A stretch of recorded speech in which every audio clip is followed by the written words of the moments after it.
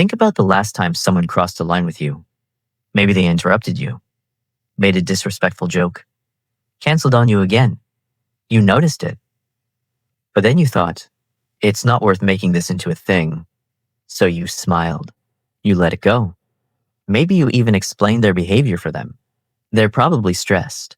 They didn't mean it. It's not that serious. You walked away feeling like you had chosen peace. But the other person may have learned something very different. They learned what happens when they cross your boundary. Nothing. And that's where we confuse two different things: cooperation and respect. Someone saying, "You're right," doesn't necessarily mean they respect your boundary. Sometimes agreement is simply easier than disagreement. It costs almost nothing to nod. But what happens afterward? That's what matters. Because people don't just listen to your words. They learn from your patterns. You probably know someone who isn't particularly loud. They don't demand attention. Yet when they say no, people listen. Then there's another person. They're kind, patient, understanding, always willing to give another chance. People like them. People listen to them too. But when they need something themselves, everything changes. Suddenly, everyone is busy. Messages sit unanswered. Their boundaries become suggestions. And if they finally get frustrated, someone looks at them like they've become a different person. What's gotten into you? That's the clue. The difference isn't necessarily personality. It's predictability. The moment people become certain about how you'll respond, something changes. They know you'll explain. They know you'll forgive. They know you'll give another chance.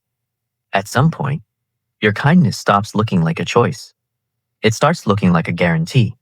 People don't think, they're being generous with me.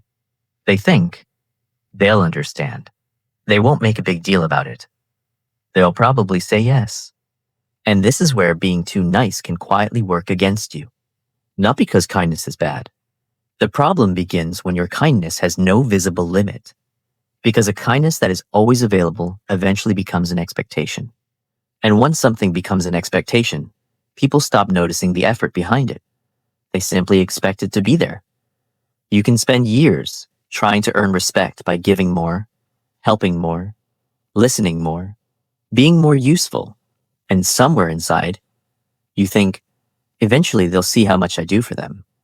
But respect doesn't always work that way. Sometimes your generosity doesn't increase how much someone values you. It simply increases what they expect from you. That's why the first time you stop giving, it can feel like you've done something wrong. Someone might even say, "You've changed." And maybe you have. You've simply stopped making your kindness automatic. Now, this is where people make another mistake. They realize they've been too accommodating, so they swing completely in the opposite direction. Cold, aggressive, distant.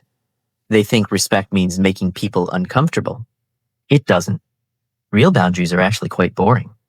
Someone crosses a line. You address it. They do it again.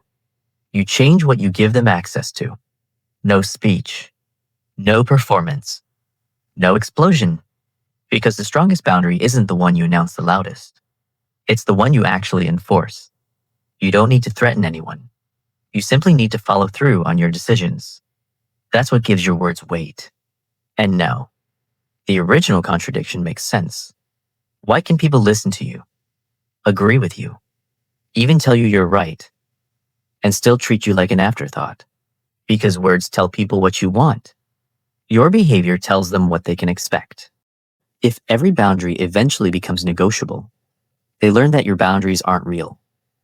If every no becomes a maybe after enough pressure, they learn to keep pushing. You don't control whether someone respects you, but you do influence what treatment you continue accepting. So maybe the goal isn't to become less nice. Maybe it's to stop confusing kindness with unlimited access. Help people. Be generous. Listen. Forgive when you genuinely want to. But let your yes mean something. Let your no remain no.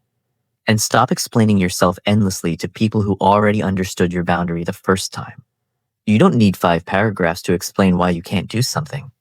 You don't need their approval before you're allowed to have a boundary.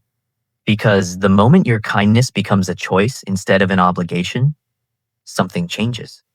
People may still like you. They may still disagree with you, but they understand something they didn't before. Your kindness has a limit, and that's often where respect begins. If you've ever realized that being the easygoing person was quietly making your life harder, you're not alone. What's one boundary you've been explaining instead of enforcing? Tell me in the comments.